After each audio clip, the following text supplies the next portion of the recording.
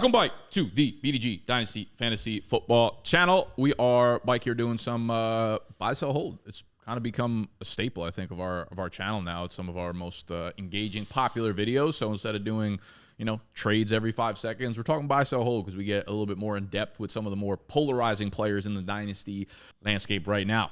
So staples and whiteboards. Staples, whiteboards, markers, very little sleep, lots of energy drinks going on today. Are we going to get through it today? Are we going to be all right? We're dialed. All right, red eye. As always. I'm used to this. Red eye till we die. You really are. Last time you slept was probably like 2014. Never. Never. All right. I'm just going to start off the rip. You ready? Rip it. Yeah. First player that I got, I want to know if you're buying, selling, holding, is DeAndre Swift. He is currently on Keep Trade Cut, the 98th overall player, the RB 17. So we're talking about 98th is I think the 902. DeAndre Swift gets a nice little bag out there in Chicago. Did you say based on that, it would be the 902? Right? I think so. It's interesting because 8 times 12 is 96. I just looked it on startup values though. In ADP, he's at the 612. Yeah, let's do keep trade cut. I don't think there's enough value. I don't think there's enough data on those for it to be accurate. The 3 running backs going in front of him: Trey Benson, RB16; Rashad White, RB15; Josh Jacobs, RB14. The 3 immediately after him: Derrick Henry, Joe Mixon, Zamir White. Hold him, fold him. I'm a buy, but this is like a slight buy, like small little buy. Nope. You wrote that in massive pink letters. How is that a small buy? You're either in or you're out. I was matching the mic. Actually, you gave this to me. But I'm going to say buy. We just recently did, and this might be spoiler alert, but we're doing running back and wide receiver rankings as well, so I'm fresh on the mind. I currently have DeAndre Swift is my RB16. That's why I say slight buy. You said he's 17 in the market right now. I would take him over Benson, who you said is above him right now. Yeah, it's kind of interesting because when you look at the Keep Trade Cut values, there are like tier gaps happening here where the gap between DeAndre Swift and Trey Benson is pretty much the same gap between DeAndre Swift and the next guy. No, David Montgomery all the way down to RB22. Oh, wow. So there's like 5, 6, 7 running backs that are all in the same tier together, and then you get DeAndre Swift, and there's a 300-point value bump up to the RB16. So people are like really in on Trey Benson, and DeAndre Swift seems to have been took a pretty big hit. So you're a hold. What are you waiting for? So, yeah, I think the main thing, the reason I'm holding is because I feel like right now, in my mind, I'm first of all, I'm a Swift truther. I love the prospect of him. So I try to get myself to be a little even keel. I have already outrageous shares of him. But the thing with this Chicago offense, I think it's actually going to be a lot better than people even give it credit for as far as scoring opportunities. Mm-hmm. Last year, what held him back was the fact that, the tush push. So you look at, he had 4 touchdowns, I think, on the ground. I think what I'm looking for, why I don't want to buy right now, is this is a guy that's had a lot of injury problems, and I just don't want to buy in because you could see something like that in the offseason, like Cam Akers, J.K. Dobbins, that type of stuff. I don't want to buy him right now. But I do think that there is an opportunity where 1 or 2 weeks, if he doesn't have the greatest scoring early on, that's when I'd probably try to buy him. It's just right now this is that range where I don't really want to buy running backs there because this goes to something you said a lot where I feel like right now no one's going to let me buy him for a second, but I'm not sending a first for DeAndre Swift. Yeah. I think that's what his range is, and that's why I say hold. It kind of feels like Swift, you kind of just got to call your shot and either go for him or 100%. Stay off him. Because in the same way you said, he has a couple bad games, you could buy him. If Swift, do you remember last year when he got to Philly, he had he had a big game right off the rip. It was like, boom, he's a top 10 dynasty running back. Yep. If Caleb Williams comes in and that offense puts up 28 the first game and DeAndre Swift scores a touchdown, has 95 yards from scrimmage, 3 or 4 receptions. Right. Yeah, he's going from RB17 to RB12 right away because he's still relatively young, right? He came out in that 2020 class, right? So, and he was young for that class. So it's if he shows us something this year, he's going to skyrocket up in value. You know what's so funny about that? Because you're right, but you know what is totally missed about that? He has, I think it was RB2 week 2. He had massive week 2, but people forget week 1 he basically didn't play. Do you remember that? He literally didn't get a snap. Rashad Penny, right? No. Kenneth Gainwell. Gainwell, yeah. Kenneth Gainwell got 20 touches for 14 yards, and they're okay, let's not do that again. I expect him to get the work. It's also a situation where they paid him. I expect him to get the work, but is Khalil Herbert going to be a thorn in the side? The usage is the other thing. It's Khalil Herbert and Roschon Johnson, and we're looking at last year, and we're it was just such a full-blown committee. Right. Maybe that's because they had Khalil Herbert, Deonta Foreman, Roschon Johnson. And it's we don't have our guy. They went out and were DeAndre Swift's our guy. They chose to pay him. They chose to so, pay him. Like, I feel like when you go out into a free agent market and you choose to pay a running back and you bring him into your offense, like you are at some point kind of stamping him as your guy, or at least that's going to be the guy who gets and to. It's not like Miles Sanders, because like he went into the worst offensive situation you could fucking feasibly imagine, where Chicago is the opposite of that. They're going to be a good team right away. Well, and even then, like they still let Miles Sanders lose the job. They didn't, make it a competition in camp. It was you have to lose the job, and he did lose the job. All right, so at the end of this year, the end of 2024, is it more likely that DeAndre Swift is a top 10 dynasty running back, or he's outside of the top 25? I kind of think it's more likely that he's probably a top 10. I want to say neither. I kind of feel like his floor is pretty high in Chicago this year, just because the offense is going to raise the floor up, right? The offense is going to raise the floor up, and I don't know. They gave him the money. So it's not like they gave him a 2-year, $8 million deal like the Zach Mosses or the Ecklers. Like they gave him, 3 for 25 or something? Yeah, 3 for 35? It was 3. I think 3 for 25 sounds right. But what I was going to say is I think for me, I would actually say they're definitely both in the range of outcomes. I would probably lean the 25 side just because age is working against him. And the situation for him is what? If DeAndre Swift gets the touches and stays healthy, he's actually been a really good back. Yeah. Has problems staying on the field, and does he actually get the usage that we need in fantasy football to be? It's going to be really big. It's going to be huge to see who gets the goal line work there. But at the same time, when I'm looking at my rankings here, and it's like outside of those top 5 running backs, it could be anybody at 6, 7, 8, 9. Like it doesn't really. I don't feel that confident in the guys going above him to the point where it's like he's one of the guys in a really good offense where his floor I feel like is solidified to the point where I don't feel great about some of the guys that are like the RB10 right now. And it's like, cool, DeAndre Swift getting up to the RB10 next year. I feel like I don't even have to feel that great about him to put him there. And maybe 10 is a little bit like if he has a luxurious, great season, maybe 12. If he has a very good season and this offense is a high scoring offense, the range of outcomes absolutely is in existing for him to be a top 12. Like I feel like if he goes for 1,100 total yards, 8 touchdowns, which is not a crazy season, you're like, I feel pretty fucking good about DeAndre Swift, So I don't feel like the bar is that high. I also think like I can make the case on both sides. I feel like, and that's why I put Holt. I think he's appropriately valued for me at that range. I think that there's definitely a case to be made for both sides of it. RB17 is probably right, give or take a few spots, but I think in the 9th round, that feels like a pretty easy pick. To that point, if you're in a startup and you waited on running back, he's one of the guys that I am willing to 100%, there for sure. And I was going to say, too, he's like one of those guys that if you are drafting him at the price that he's being drafted at, he's most likely being drafted as your running back 2, but he has running back 1 upside where you feel really comfortable with him. Yeah. And I feel like people kind of forget it, but in his rookie season, when the hype really got to a high point after his rookie year, he had nearly double-digit touchdowns on the ground. He actually was efficient when given the goal line work. It's just, will they do that? Lions hated him. Yeah, that was insane. But Chicago Chicago played him year in and year out, inter-division, and then we're like, we like what we fucking saw there. Let's go get our guy. And this was a class where this is a free agent class where let's not forget that too. They could have went out and got a lot of different dudes to fill that hole. They could have went and got Josh Jacobs, Saquon, Josh Jacobs, and not even that. They could have went for Aaron Jones, who they saw interdivision for the same amount of time that they saw with DeAndre Swift. They could have went with a Zach Moss. They could have went with an Austin Eckler, who's not that dissimilar from a DeAndre Swift. Much cheaper. Right. So, they chose to pay up for the luxurious. And a lot of it was probably just let's throw everything we can at Caleb Williams and make sure that he doesn't fail, pretty much. And maybe there's a little bit to that. But I just ultimately feel like the floor is pretty high for Swift. So, I agree. He's a buy for me there, I think. I can get behind it. I like the player a lot, and I love the situation. So, Dubsies. With it. All right. Dubsy. Andrew, go ahead. Board him. I'm actually going to stay with the running back position, but we're going to be talking about Isiah Pacheco. 25 years old, KTC's RB13 right now. He is the 76th overall player. Startups, running back 14, about the 5'6" turn right now in startups. And last year averaged 15.3 fantasy points per game. So that's kind of where we're at with Pacheco. If you want to know the running backs above him, Kyron Williams, Jonathan Brooks, James Cook. The running backs below him, Josh Jacobs, Rashad White, Trey Benson. Locked in. Locked in? Smile and dial. All right, where are we at, Good. Yep. boys?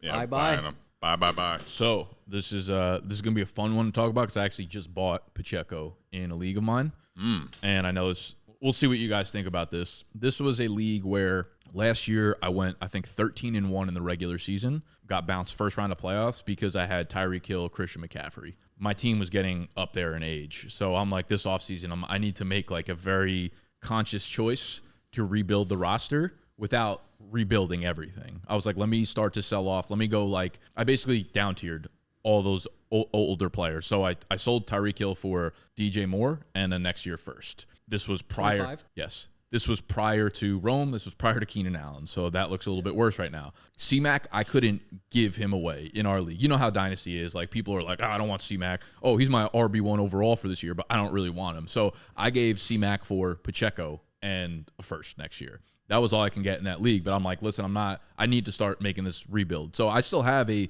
team that has veterans that can score a ton of points like right now. And now I have 3 firsts for next year. So I'm like, I'm starting to build a team that way. But Pacheco to me feels like a screaming buy based on what they showed last year down the stretch. They got rid of McKinnon. Yep. Clyde is not long for there. This will be his last year, and they completely phased him out of the offense pretty much. Pacheco showed that he has pass catching chops. They showed that they will ride him into the dirt. They also, with Rashee Rice out, I doubt this team is a pass-heavy team, despite going, Worthy, Marquise Hollywood Brown. Those are not high-volume type receivers. If McKinnon's really out of the fold now, which he obviously is, and Pacheco is averaging like 4 to 5 targets a game, you're talking about a guy that can sneaky put up like 18 to 20 PPR fantasy points per game. So I think Pacheco has sneaky top 5 overall fantasy upside this year. Yeah. I love Pacheco in that offense. I think to the point, Mike said something on one of our trade shows. Sneaky hate the age that he's already 25, but I love the player. Yeah, I mean, I like a lot of his traits. I love the offense. I love a lot of the situation. When you listed the guys there, to me, I have him ahead of James Cook. I have him ahead of Brooks. I have him ahead of. There was another guy you said on that list. Jacobs? No, Kyron. I got him ahead of all those guys, right? So, just I think relative to the position, he's a buy for me. I think as a whole, in general, I don't like to buy running backs this time of year. But to the point, you in a trade where you're getting a running back, maybe doesn't have quite the ceiling that CMC has, but you get a first on top of that, and you attach that to other firsts that you got. Tyreek Hill, while you did buy Pacheco, technically, I think more so than anything, you sold CMC. Yeah. So that was really what do you guys think about those moves? I think those are what you have to do if you're tearing down. I think if you do that, and the process for me there is that I look at those trades where you get multiple firsts in the same class. It's kind of like a diamond, where if you have a diamond that's 1 carat for $3-4 grand, and you have another 1 carat diamond, if you look at those two separate, they're $3-4 grand. But if you have a 2 carat diamond, that's worth like sometimes 30, 40, 50 grand. You can basically put that in a package and sell somebody that. You go get whatever the fuck you want. I'm gonna sell you my team in that league right now. Hell yeah. See? $5 grand, you take over. Give me all of it. Well, unfortunately, Nick's team I know is not a diamond, but chill. Does it change your guys' opinion if I told you like the value adjacent players overall that are not running backs? You have guys like Brian Thomas Jr. So I'll say, yeah, but I already know where you're going with it. And like, I'm never really in the mindset of like buying him in a startup. I don't really want to use a 5th, 6th round pick startup, but like when you start to move trade value, and we are talking about like RB for RB, down tiering, whatever, he's a dude that I'm like trying to down tier as opposed to like Rachaad White, where I'm like down tiering from C-Mac to Rachaad White in a first. I'm way less interested in that. Obviously, they're a little bit off in the rankings, I think, maybe by like 1 or 2 spots. But Pacheco's a dude that if we are staying positionally, I'm really in on Pacheco. Yeah, I don't want to send liquidity. Like I don't want to send a draft pick for Pacheco. That's not how I want to acquire him. But I definitely, if I'm building out my running back room, he's a guy I think that is a good target. He's a good value relative to other running backs, and I think he actually has. Realistically, I think you can paint the picture where he has a top 6-5 season at the running back position, which you don't have to pay anywhere near that, frankly. So that's my case. We were both very in. I think we had this conversation before on Rachaad White last year at his cost. Sure. Now with him and White, him and Pacheco in the same range, they're 100 points off. It's pretty much dead even. Yeah, so give me Pacheco. You're swapping that for Pacheco every time. Every time. Not even splitting that. Are you trying to get out of White Not right even now? Diversifying the portfolio. Yeah. I'm trying to get out of White, for I am sure. too. In Dynasty, absolutely. He's another one. Can't sell him for nothing. I can't. The market somehow has him as a top 15 running back, but you can't sell him for top 24. Yeah, it's fucking out of control. The market I hate Dynasty. Those shops just don't exist, though. Yeah, they be lying. Everybody be Anyways. lying. Stop trying to sell me your Rashad All right, White. so all bye. right? Cowardice. Dude, you know what's the worst? Tried to Yeah. pawn me too. We literally had like our whole episode 2 weeks ago was about like selling Rashad White, and then immediately I'm like trying to pawn him to Bro, you. I'm literally on the plane. Like I rushed to the airport, and he's like, "Hey, let's talk a deal with Caleb. How about Rashad White?" Well, no, here's the fucking problem is all my dynasty leagues are like with you, with Tony, with Gut, and it's like I'm either doing content with the guys I'm trying to trade, or the guys are editing the videos where they're hearing all my fucking opinions, or they're just in, or my dynasty leagues are filled with all guys from the BDGE community, the people that watch our fucking content. I can't win anywhere. These markets are fake. Y'all are killing me. Yeah. Fucking buy Rashad White, please. Send All right, offers. Speaking of killing me, JMO, send offers. For the record, I have Pacheco as RB13, so I guess technically I would be at a hold. how you gonna put the finger up and not do the brother thing? All right, who we got? All right, let's talk QBs. Shake that ass, ho. Shake it. Ooh, I got a QB. I wonder if you got the same one. All right. I want to talk a little rookie quarterback. I want to talk Bo Nix. Bo Nix is the player 84 and quarterback 21 on KTC. Okay, quarterback 21. 84 would be the 712, I think. And for the record, ahead of him is J.J. McCarthy, quarterback 19, Bryce Young, quarterback 20. Just below him is Will Levis, quarterback 22, Baker Mayfield, quarterback 23, Penix, quarterback 24. I'm just curious, what are the other cross-positional, like, what is that range there? Cross-positionally, you're looking at Travis Kelce, Mike Evans, Trey Benson, Davante Adams, Terry McLaurin. Show him. Show me. I'm holding. Dub. Did that break the light glass? I don't know. That sounded like it broke a whole lot of shit. Holding. He held that. He held it very well. 15-yard penalty. Okay. You got hold. I got sell. Yeah. Talk while I figure this out. Okay, okay, go ahead. Sell. This Give me is the sell. Yeah, this is because we're talking about like the trade market, I guess, right? Buy, sell, hold, and I'm thinking about when I'm moving him. I'm not thinking about startup ADP necessarily, like who I'm cross contaminating with. Like I would take Bo Nix over those veteran wide receivers and those young running backs most likely. But when I'm looking at the quarterbacks behind him, I mean, you named Will Levis. I would take him. I would take Will Levis over Bo Nix. You named Michael Penix. I would take Penix over Bo Nix. I think now I don't remember who the other one was, but hearing it, I would take that guy over whoever the fuck it was. So when I'm talking about cross positionally, Yeah. I'm moving Bo Nix for any of those guys behind him. I think Levis Mayfield was the other one. I would take Mayfield over Bo Nix right now too. So we're talking about in the trade market. Those are guys that positionally I would have jump Bo Nix, and that feels like if I could add things onto it, that's an easy sell for me. Fair. I don't know. Denver, like I don't know what the fuck they're building over there. Like I get it. Sean Payton thinks he's like a god, but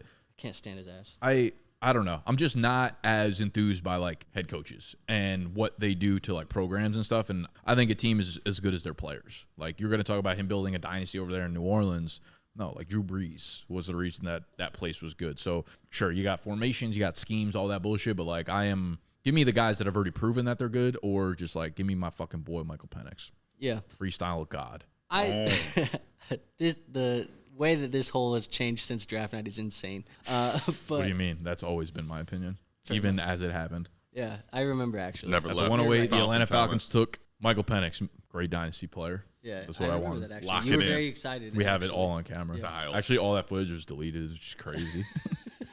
All those views out the window. I have him as a hold. I think, honestly, when it comes to that range that you had, I would have JJ above him. I would have Bryce Young above him. When it came to the guys below him, I think there's a conversation where I would consider Baker Mayfield over Bo Nix, but the other guys below him, I probably would rather just go with Bo Nix, who has top 12 draft capital. So to me, it feels appropriate. Not in love with the weapons that he has there in Denver, kind of like you mentioned, but at the same time, he's a quarterback that's been drafted top 12. And you had the conversation earlier this offseason where you talked about Will Levis and the value increase that happens when those guys get starting jobs. I assume that would be the same correlation for guys who get top 12 capital and then Agreed. But with Will Levis in particular, like a lot of that conversation, the risk starts to accumulate the further down the draft capital, obviously, because you don't know if they're getting the starting nod.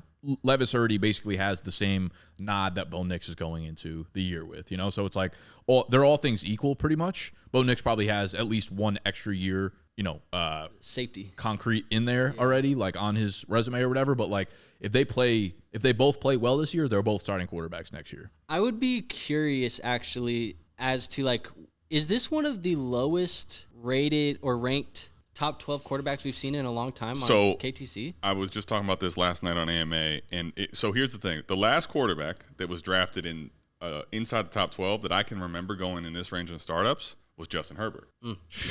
Now, but What a fucking miss. But now I want to give you the context though to that, and just to think about it for the reason for me where I struggle with his costs still, because Justin Herbert, it's easy to say hindsight 2020 now, like, oh, the dude's got a cannon. What were we doing? But the community said what about Herbert at the time? They fucking hated him. They hated him.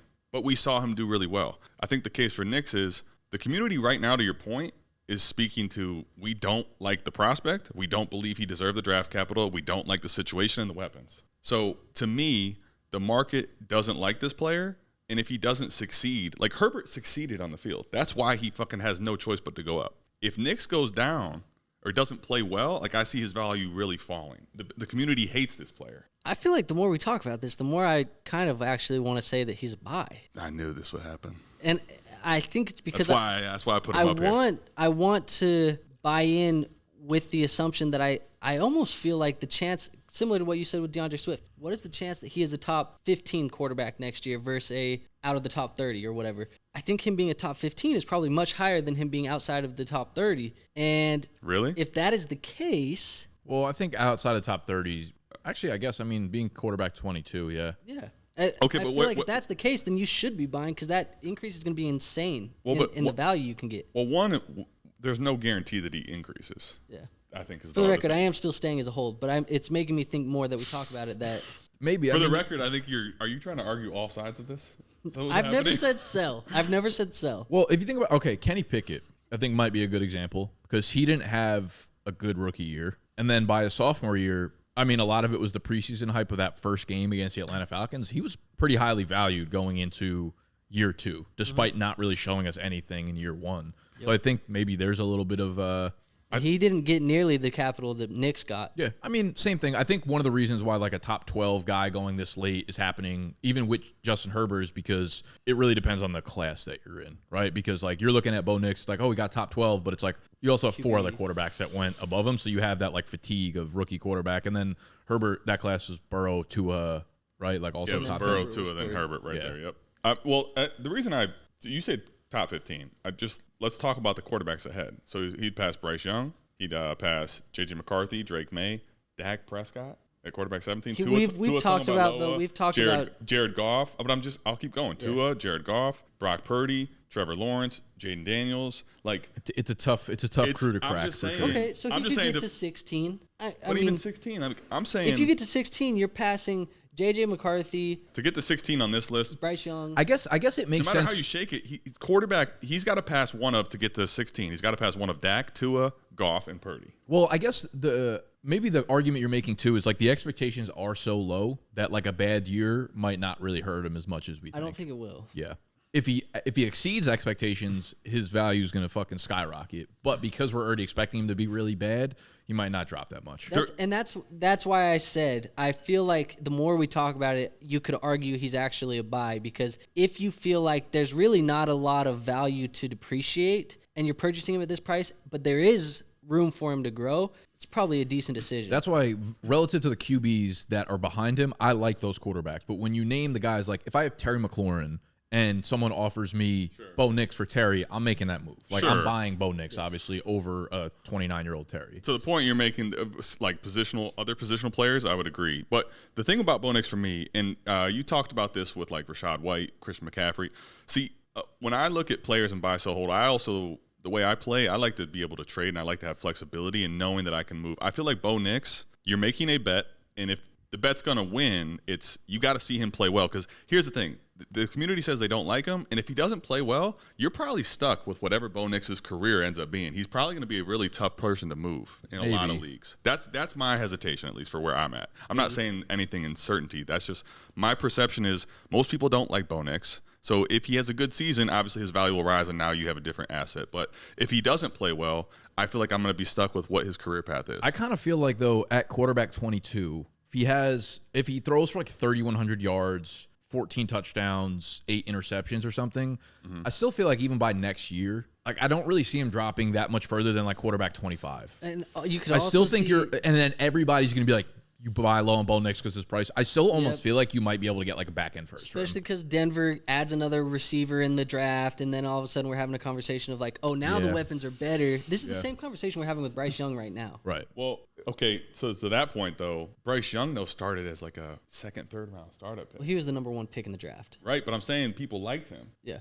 Like, people don't like Bo Nix. But the other thing I think that's interesting about Bo Nix, too, is comparatively, right, we had C.J. Stroud, A-Rich, and then Bryce. So that's actually a decent. We have a lot of people to compare him to. So it's also going to be really, how does he do relative to the other rookie quarterbacks as well? I think that's going to be something to keep in mind. Like, what is he doing relative on the field to Caleb, to Jaden Daniels? Because the expectations for him are going to be parallel to the class. Now, one thing I will be curious to see is it feels like Bo Nix is going to be the starter out the gate. Like, they're not going to go with Zach Wilson. They're not going to go with Stewart or any of that. That was something I would get into now, as well. There is a chance that both rookie quarterbacks you had above him, Drake May and J.J. McCarthy, are not starters week 1. And if that happens, maybe Bo Nix comes out first month of the season, throws a couple touchdowns. Those guys aren't playing. He could pass them within the first 4 weeks. There's definitely range of outcomes for a quarterback that is going as late as him for him to rise in value. There's no way I could say that that's not in the range of outcomes. Yeah, I don't think those guys won't get punished for not playing out of the gate. At the end of the day, like the point you're making is like if Bo Nix plays well, his value is going to go up. If he plays poorly, it's not going to go up. Really. Correct. Reports out of Minnesota that Sam Darnold is looking like that guy. Mm-hmm. They've been they were out of New York. He was looking like that guy, and in San Francisco as the third string quarterback, he was that guy. You know. Carolina, he was that guy, except he literally never was. So like, well, he's that guy now. Mechanics are looking good according to coach. Sell Bo Nix for Sam Darnold. Then. Bang. All right, no thank you. Let's pass the boards. Come on, get it together. Back to me. All right, so my next player is going to be a guy that I feel like we'll probably talk about in the rankings video as well for wide receivers. It is an aging veteran. His name is. You like that? I have a guess. Who? Davante Adams. It's Davante. I brought him up, 5 seconds ago in the office before. Davante Adams right now is the 89th player off the board.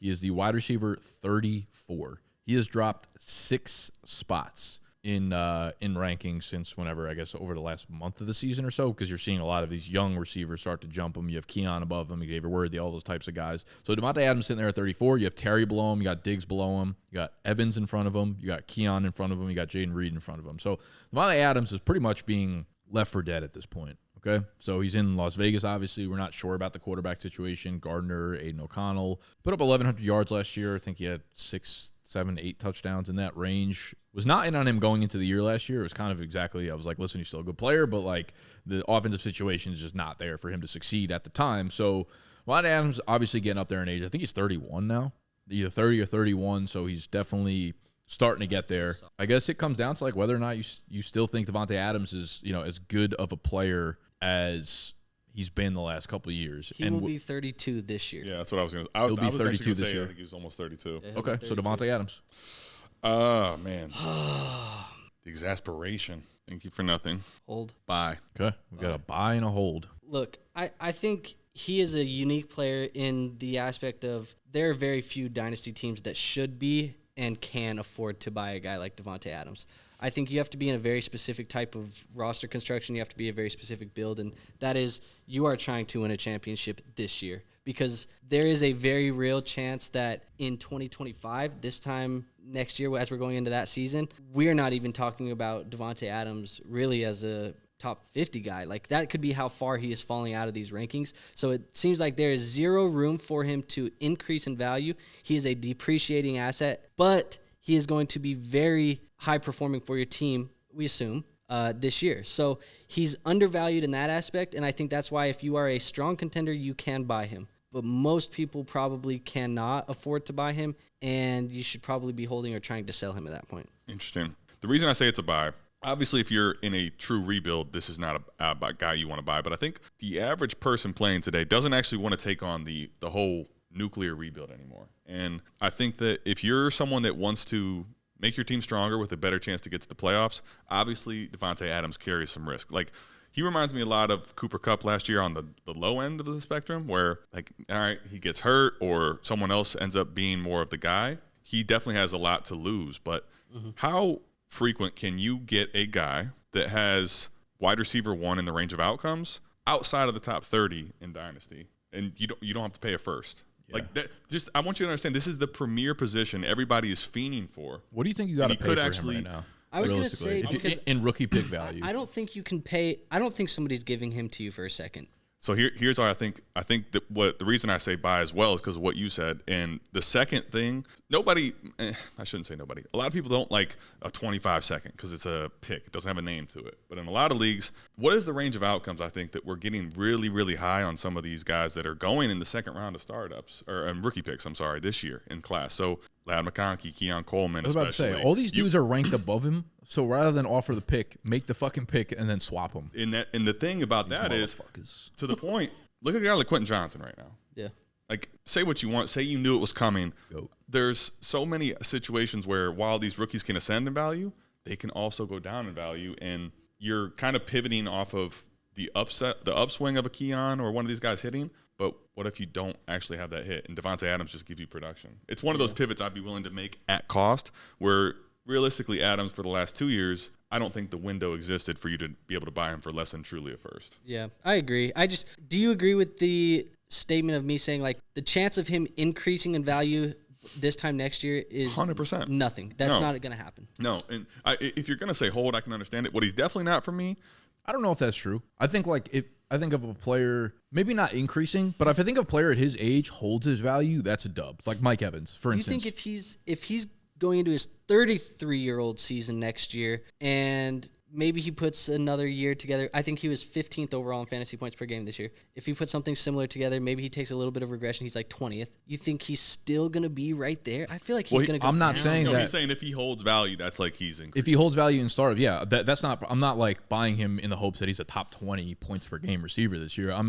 I think like you can't overstate how bad Aiden O'Connell was. Like if you look at the games that he played with Jimmy G, and Jimmy G is pretty fucking cheeks too. He had games of like 13 for 175 and 2 last year. Like this is Davante Adams we're talking about, and I think Gardner Minshew is pretty fucking good as a quarterback for fantasy purposes. Like look what he did with Michael Pittman last year. Yeah. He could do that same type of thing with Davante Adams this year. I don't think Adams has really lost a step, and you're competing with teams like the Chiefs. You're competing with teams that I feel like you're going to have to put decent amount of points up there. Yeah. So if he can get consistent quarterback play, I feel like Adams could still be like the Adams of old. And if you're able to give up a second rounder for him, like I'm all for that. I'll buy for a second round. I think I'm not giving a first round to get Adams. No, I probably wouldn't either. Well, I mean, and that's the point though. I think to me it's a case of buying because he's at a point which is very reasonable buy. I think right now buying vets is a smarter move because everybody wants to get young, and definitely what he's not is a sell. If you sell him right now, realistically, you're probably going to be getting off of him for like I don't even know that you get those type of players that are really young that we said we might trade for him. Like you probably realistically are going to get a future 25 second and a third or something crazy. Yeah. Is there a major difference between a guy like Davante Adams and Amari Cooper? Yeah, I would say. I still think Adams has more upside. You think so? Yeah. I still think Adams can still put together like a fucking Adams year. Cooper's much cheaper, isn't he? Nah. No? Not much cheaper. They're somewhat. Was Cooper's Cooper last year was a a career year for him? No. He had a career Dallas. game at the end there. Overall yardage, that wasn't a career year for him? I don't think so. My thing with Cooper is it kind of feels like with Cooper, he had an explosive year after putting together, like similar to DJ Moore. Can we just pivot? This is going to be my next buy, sell hold. Cooper? Amari Cooper, yeah. Okay, let's just fucking run into it then. Yeah, run it. For the record, like career year in receiving yardage. I was going to say he had a career year, and then you're talking about he also had 257 yards in one game, though. Right, and then you're talking about adding like Jerry Jeudy on a $60 million contract. I don't see his dub. You were wet as fuck. I don't see. Look at Gut. Where is he being valued? I just don't see him building anything more than last year. I think he'll probably drop back down to like his 1,100-yard season, where I'm like Adams can rip that. And I realize Adams will do that if he's healthy. I say that, and I realize I was being disrespectful to what Davante Adams can do as a player. Apologize. Sorry, Davante. Thank you. So Amari Cooper, wide receiver 41, Davante Adams, wide receiver 34 on keep trade cut. Okay, 88 versus 103. Like I was saying. I'm not saying Adams isn't higher. It's just I don't think it's a sizable difference. Yeah. Guys going around Amari Cooper, Christian Watson, Christian Kirk are directly ahead of him. Behind him is Ricky Pearsall, Xavier Legette, Adonai Mitchell. All right. I'm calling bullshit. I almost never Andrew's putting hold on every. He's not making. I was about to say decisions. I almost never take the cop out fucking path that y'all take, but I'm gonna go with a hold on here. You can't really sell him for anything. That's the problem with Cooper. Can't sell him for anything, and he's gonna be like decent for you for the next 2 years. So I'm cool with him. I think I would take Christian Kirk above him. I would. With him coming back and Calvin Ridley out, I think Kirk's gonna have another I think Kirk is gonna have similar numbers. Maybe it's slightly lower than Amari Cooper, but he's also like 3 years younger. Cooper's what, 29? 29. 29. Will he be 30 this year? He's turning 30. Okay. Yeah. So I don't know. It feels like DJ Moore in 3 years, and I'm like, that's not necessarily something I'm trying to buy into. It also feels like the guys that you said after him, I almost would rather, like, if I'm in a draft right now and I have to pick, and I know we're talking about trade value more than draft value, but like if those guys are actually being valued below him, if I have to pick Pearsall, today Leggett, moving forward, like Adonai. Adonai, like I almost rather have one of those That's guys. tough because that's like the group of rookies where you're like not really confident in. So you have Yeah. Cooper in there who you feel like you're getting a year or two more. The other problem is like, man, what if Deshaun's like just cooked? Like, what if he just is bad now? I'm glad you brought that point up. Actually, that's going to be a fun one. But what if he is? Let's say he is. Let's say he's basically a full season of what we saw. Was in Cooper's Spurs. big games last year with Watson? Was that big game with Watson? He had a lot of big games with Flacco. Well, Okay. Down the stretch. let's discuss how many wide receivers had 5 quarterbacks last year. How many wide receivers had 5 quarterbacks last year? I have no idea. The ones that played for the Browns. Okay. I mean, Hey, Minnesota might have been close. they were, but they weren't 5. Yeah.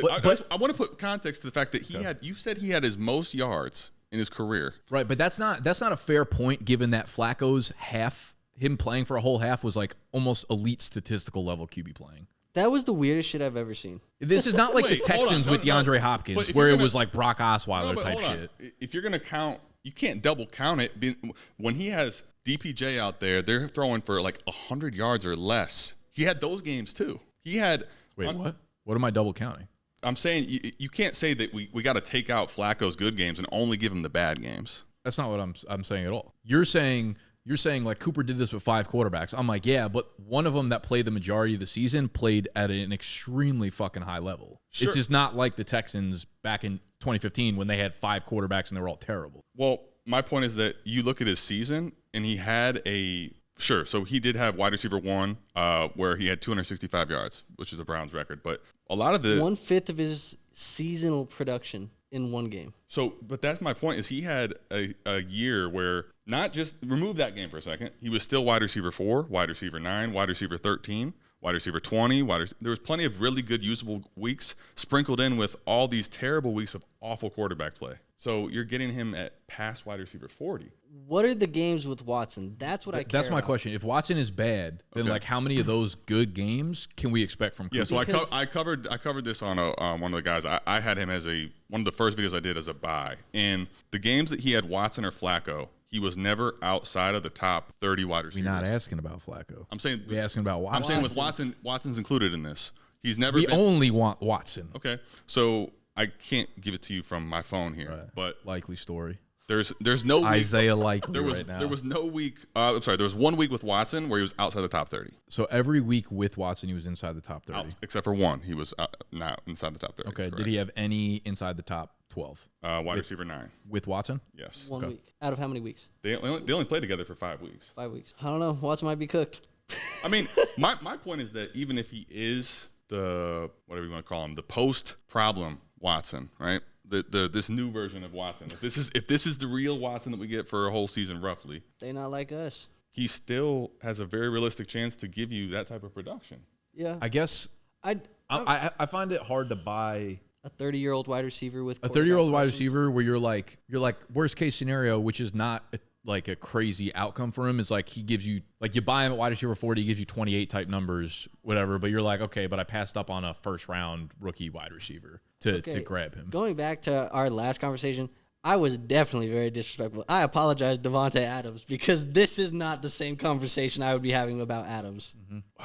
Man, y'all listen. Listen, I'll you're the live- Browns boy. You want I'll Cooper, live with it, you're going to take the but heat right now. Oh, we're gonna go there because if there's a disrespectful person to not be disrespectful in the Browns, it's Cooper.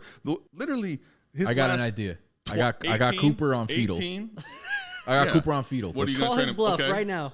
You want to? What did you put? Call his What did bluff. you put? Hold. You just said you're going to hold. So how are you going to sell them to me? Because now I'm pissed. Because you're buying. Yeah. Okay, so what is your sell price? What are you trying to sell him for? Let's see. Well, He's never outside the top 30, so I'm going to sell him for... That's my point, because he's wide receiver 40. Put the players hold on, in hold that on, range. You hold said on. Christian Watson. Wait, you got one of those first round wide Wait, receivers? Because I'll before flip Cooper for fucking Pearsall right now. Adonai. Wait a second now. Hold on. Let's just backtrack for a second. Are you trying to sell me? Wait, do I even have Cooper still, or did I move him? You couldn't have sold him because you're holding him. Oh yeah, I still have him.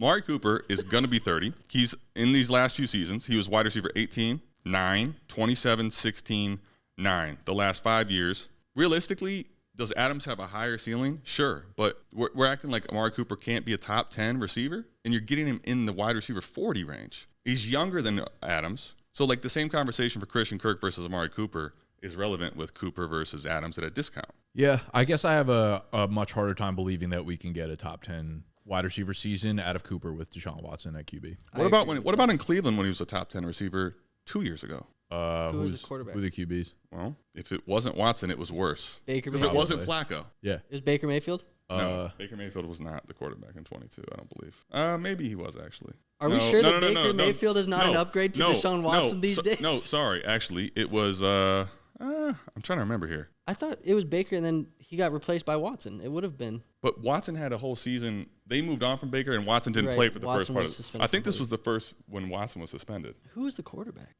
I'm telling us? Can you tell us? You're the Browns fan. I'm asking out of curiosity.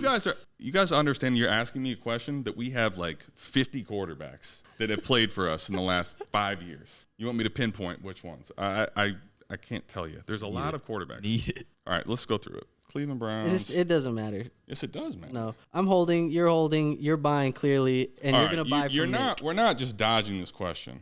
I'm sick of talking about Amari Cooper now. Nope, we're talking about it. You went there. And also, that was also 2 years ago. He's 2 years older now, which is another reason why. Who the fuck was the QB? Tim Couch. Go. You know, everybody did say your Cooper jersey was a Tim Couch jersey. It wasn't Jacoby, was it? Yeah. It was Brissett? I bet you it was. Wait, Jacoby played really well. is he a upgrade to Watson? Jacoby's what everyone wanted Deshaun Watson to be. I feel like it was Brissett played really well over like the second half of the year after someone else got hurt. So yeah, this is what I thought. Jacoby Brissett was the starter for 11 games, and then Watson was the starter for 6. Okay. And then he got his contract with Washington right after that, right? That's when he went to Washington? Right. Yeah, okay. So Okay, that's fair. So Cooper finishes the wide receiver 10 2 years ago. here's my point though. Like for example, in a half, What are you laughing at? we're His looking at conversation. he has in a half PPR league 208 points, wide receiver 9 and 10. They have 5 quarterbacks the next season. He has 190 points. The quarterback play was significantly worse and way more inconsistent, and it's not that realistically different from 1 or 2 different games. Like this player is very much has a chance to be a top 10, top 15 receiver with any type of decent quarterback play, even if Watson doesn't get back to form. All right, brother. I agree. Come by. He is a value, or can be a value, So why hold? because I'm not buying a 30-year-old wide receiver But- unless I am a contending let's- roster and I'm getting him at a discount. Let me just ask then this question based on the players that we I were talking about. when we I do bought these him buy, last sell- offseason.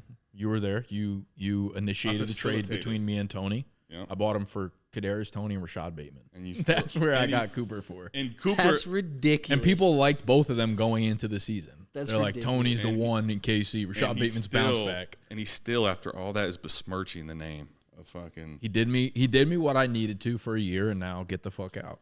Okay, let me just ask that. Get the So fuck out. I just don't, especially relative to the names in the tier. So they tier these players, right? The tier for him: Ricky Pearsall, Xavier Legette, Adonai Mitchell. I mean, come on, man. That's why. But that's why. If is I'm the- a competing team, I'm likely gonna hold him there. But that's why I put him as a hold. Agreed. But I'll sell him to you. That's fair. I'll sell him to someone who's really high on him. For first. If you're gonna give me top 10 dynasty wide receiver prices, all right, I'll give you him for Jalen Waddle. That's fine. Not a big deal. I would make that trade. I just Would don't. you? I'd have no Jalen Waddle shares. I'm not a Jalen Waddle guy. Let me look. I wouldn't actually make that trade, but So let me I'm. see if you got some Jalen Waddle just in see case. your ass. Yeah, I'll do one of these Nick trades where I buy. Yeah, you send me that Amari Cooper in the first, and I'll sell you Jalen Waddle. I mean, you got DJ Moore, you got DK Metcalf, you got fucking I'm out. Garrett Wilstein. Come on, let's make something Your happen. Cavs just Let's make fired some their shake. coach. Did they? Yeah, goodbye. Dismissed him. You All want right. to get into my last Yeah, guy? let's get to the last guy. Go. This is going to be ugly, so hold your breath. We are going to be talking about Jameson Williams. 23 years Why? old. KTC's wide receiver 52, the 135th overall player. Last year, 6.7 fantasy points per game, 70th in the NFL, but that was also being suspended 4 games in 2023 for the gambling. So players around him right now, you're looking at wide receivers of Keenan Allen above him, Romeo Doubs, Jalen Polk. Wide receivers below him, Josh Downs, Roman Wilson, Jermaine Burton. The other cross-positional players would be like Justin Fields, Brian Robinson above him, Zach Charbonnet, or a 2024 second for Jameson Williams. I don't need a board. Me either. He's a buy for me. Buy. Really? Yep. Year? I mean, I couldn't be on the further end of the spectrum. Sell. Okay. So I mean, I also feel like I've seen a few people that I've seen one that says buy. I'd like to hear the case because I've actually looked yesterday. I have one share and I can't imagine I am able to sell it for. What would you buy for? I guess I have the none. question. Okay, so I mean, down at that price, I was actually working on a video for next week where Jameson Williams is like a guy that I think people should take shots on for sure in startup drafts based on the price. I guess when I look at the Detroit offense coming into this year, he's now fully removed from the ACL tear for 2 years, right? Like that's one, I think, good case. Second case is like if the Detroit Lions were ready to cut their losses, they haven't done a fucking thing in that wide receiver room since drafting Jameson Williams. They let Josh Reynolds go this offseason, right? Which I think is like low-key kind of an indicator of Jameson Williams now playing more. He didn't play over 50% of the snaps in a single game till after their Week 10 bye last year. Like they were not ready to get him into the offense for whatever reason. Maybe that's a Jameson Williams problem. Maybe that's just like he's not our guy right now. Josh Reynolds played better than we expected, and we're going to keep him in the rotation. But as far as I'm concerned, the fact that they made no moves to like solidify that wide receiver group after taking Jameson Williams in the top 10 tells me that they see him as like an integral part of at least being like a solid role player there. The draft capital will keep him afloat for a long time. He has not played well, admittedly, but I also think coming into the rookie year, like you're 8 months, 7 months removed from the ACL tear. I didn't expect a fucking thing. The suspension thing is another add-on. Like once you start compiling bad years together, obviously it becomes a problem, but I still think he's attached to a good offense. He's attached to a quarterback that got extended. This is a team that's just going to score a lot. They obviously want to take more chances downfield. This is going to be one of the most explosive offenses in the NFL. If he could be the player, 80% of the player he was at Bama, I think he's going to be a pretty good fucking player. And you're just getting him so fucking cheap right now. do you worry about the amount of target competition there? Sure. Obviously, But he Jameer was out of never the a guy that backfield, was going to Amon-Ra, succeed on Laporta. 10 targets a game. Yeah. Right. He was always a guy that like he needed 4 to 5 targets a game to make a big 3 play. for 71 stat line. Obviously, it's not what you want in fantasy, but like us trying to predict week to week consistency is a fucking fool's errand. Sounds like Green Bay MVS. MVS is a bad football player. I don't know if James Williams is bad or good, but that guy can't catch a fucking ball. Well, I think the reason he's a sell for me is I don't actually disagree necessarily with a lot of the points you made as far as they haven't addressed the room. They Reynolds is gone. Like they could have taken like a third round wide receiver, Sure. and I've been like, okay, maybe I'm hesitant. They didn't do a fucking thing. But let's say we ignore to the point you made that there is a range of outcomes, like he didn't earn 64 targets that Reynolds has, right? Let's say that that's fine and that he ends up earning those targets. I think he's talented still. I'm looking at if all these things hit, in my estimation still, based on what I can project, the fourth option, even in a really good offense. The fourth? Yeah, because you got 164 going to Amon-Ra, you got over 120 going to Sam Laporta, and Jahmyr Gibbs got 71 targets, and I expect that number to probably go up. I agree. See that's where I would maybe disagree there. Like Jahmyr? Yeah, like Jameson Williams can go over 71 targets. Oh. That's like 4 a game. He could be the third option there. Well, interesting. Okay, because like I'm just looking. I think Gibbs with his snap share that he had towards the back half of the year probably is north of 71 targets this year. Is what I'm saying. Sure. And I think Jameson Williams could be in the 80 to 90 range, even higher than that if he's more like involved in the offense. Interesting. I don't think he's a clear cut option 4. I think he could be the 3. Okay. Gibbs is definitely a better player. I guess that's where I kind of view it as a little different. Where it's like, I basically what I'm trying to say when I make all that point is not that the offense isn't going to be good, not that Goff can't support a lot of weapons. But I think that the realistic range that I'm going to get if these things hit is a name that people want to fight for that's really Gabe Davis type thing. Maybe. I get it too. If he was a top 36 wide receiver in Dynasty, I'm not paying that price. But him continuously like dropping further and further and further down In the 50s. despite really anything actually happening to him or that offense makes me want to like buy a little bit more. What would you so let me ask this question just generically. What would you pay for Jameson Williams? What would you be willing to What's acquire that him for? price there based on like his They said 2024 second. That was like one of 2024 second? A 2024 second was one of the... But like what area? Because I'm not giving up like the 201 for him. Well, yeah. Do they have the actual pick on there? Mid to late. Let's just call it late for the sake of the Let's say late, video. yeah. Let's say 209? It's like Corum, right? Yeah. I mean, I think that's probably the right range. I think I'd rather have Corum, though, than Jameson. Honestly, I know I would rather have Corum. I think I'd be okay giving up like the 210, 211, 212 for Jameson. Yeah. Trying to put my mind of like who those guys are. But I also think I don't. A lot of the times I don't trade rookie draft picks for the sake of trading them. Like that would be a trade that I might make on the clock. Where if I am at the 210 and like Adonai Mitchell's available, I'm obviously not making that trade. Here's a name that was right next to him, and I'm pretty sure that you've been a fan of this guy in the draft process. Jalen Polk. You like Jalen Polk, or do you like that's Jameson the range? Williams? It's probably like realistically in that range of the late second, early third. You're talking about Jalen Polk, Jermaine Burton. Those are some of the names. Blake Corum. Yeah. You're talking about like Marshawn Lloyd, stuff like that.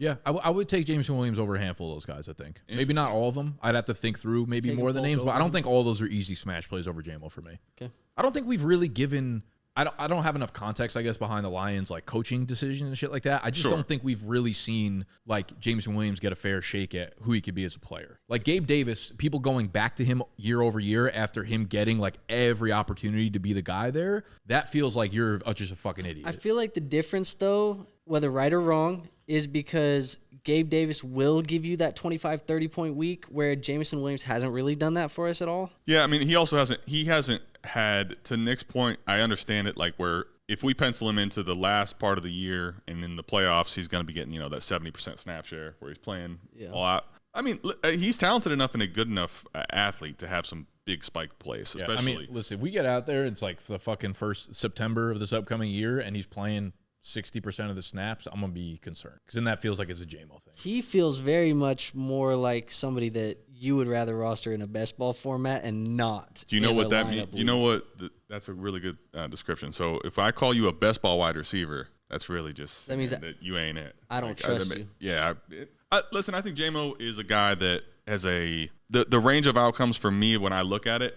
The risk and the reward is if he doesn't do well, to your point, if he gets a 60% snap share, you're going to even go lower than he is. I think that the range of outcomes for him to grow is probably in that, like if all things hit, he's probably getting to that late 30 range, right? Like to me, it's just a bet where I don't love the reward of what I'm actually potentially losing right now. I'd rather take that late second or third. That's, I guess, where I'm at. I get it, though. Maybe. I don't know. I think back to like some of the secondary games that receivers had in Detroit last year. Like Josh Reynolds was putting up games like 4 for 75 and a touchdown. Like there are opportunities to be had in that offense. I think Goff will throw for 4,500 yards, 4,300 yards this year. Ben Johnson coming back was massive for Detroit. Yeah, for sure. Definitely. Yeah. I just listen. I completely could be wrong. I just don't think we've really seen JMO get like the fair shake of what they drafted him to be as the player. So I kind of want to see that play out, and I'm willing to roster him to see it through.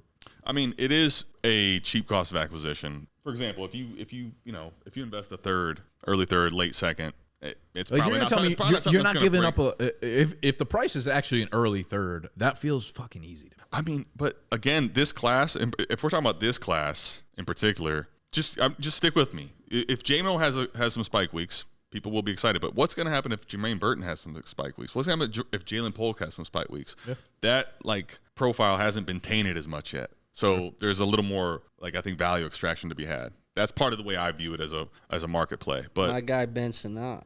Oh God, no! I should have made him my buy, sell, hold. We would. I want to sell. I would have cut that video. Yeah, we're over.